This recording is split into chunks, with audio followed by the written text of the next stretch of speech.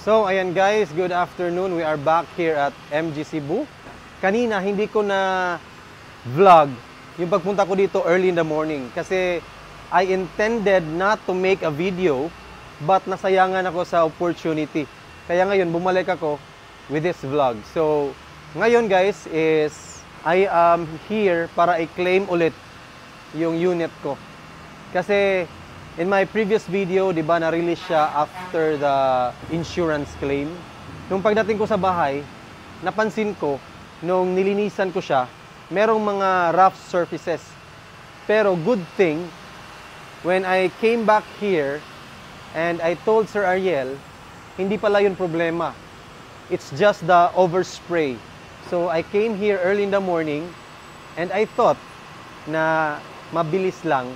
Pero they had to check in my unit para gawin yung paglinis sa overspray. So, while waiting guys, I would also like to share with you another scenario na na-experience ko sa unit ko. So, last time, I claimed my unit after the insurance claim. When I got home, napansin ko na yung left headlight or the driver's side headlight is medyo iba yung kulay. So, when I check it, yun, pundido pala yung DRL. So, I immediately communicated Sir Ariel about it. And happily naman, sinabihan niya ako na i-check nila. If ever verified na kailangan talagang i-claim sa warranty, they will process it. Just this morning, isinabay na yung pag-check sa unit ko. Kaya naiwan kasi na-add yung pag-check nila sa unit to verify and to check kung legit ba yung claim ng warranty.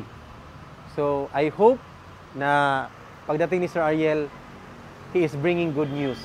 As an owner of the MG5, katulad ng nangyari sa overspray, hindi naman talaga natin yan maiiwasan.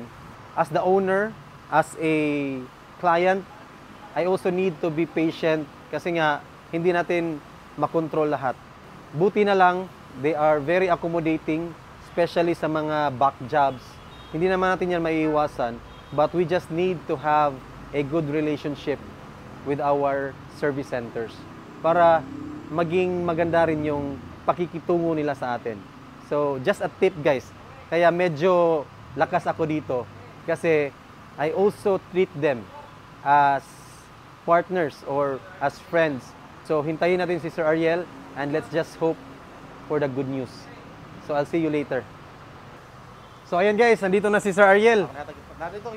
Alright. So, let's hope for the best.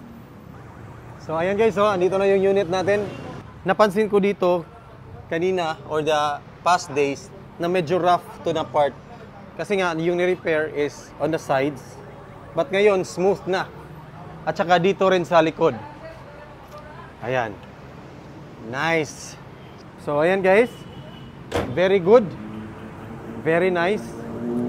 So, andito si Sir Ariel, tanungin natin siya para sa warranty claim. So, di ba, i-check yung parts at saka yung unit kung valid ba or pwede ba siyang i-claim sa warranty. Kasi yun yung process nyo, di ba? Oo. So, how was it, Sir Ariel? So far sir, sa sa pag-claim na to sa warranty, wala man tayo nakita nga alterations or mga kanang kumbaga proof nga dili siya ma-claim og warranty. Okay. Normal ra man sa tanan, so walay kuan nga dili siya ma-approve for warranty. Oh, that's very important no na yung unit natin is wala tayong mga mga ginagawang mga upgrades na hindi nila alam, especially sa electronics, splicing talaga no?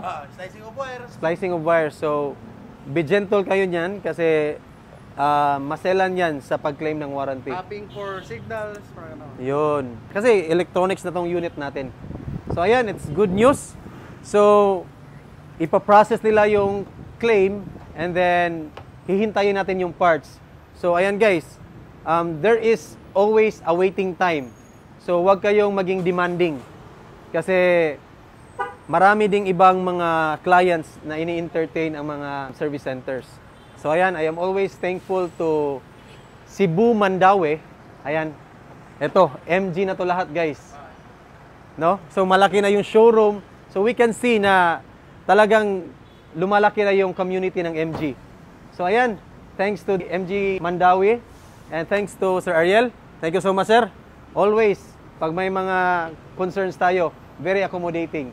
So, dito lang sa MG Mandawi. So, I'll see you on my next vlog, guys. God bless. Stay safe. Drive safe.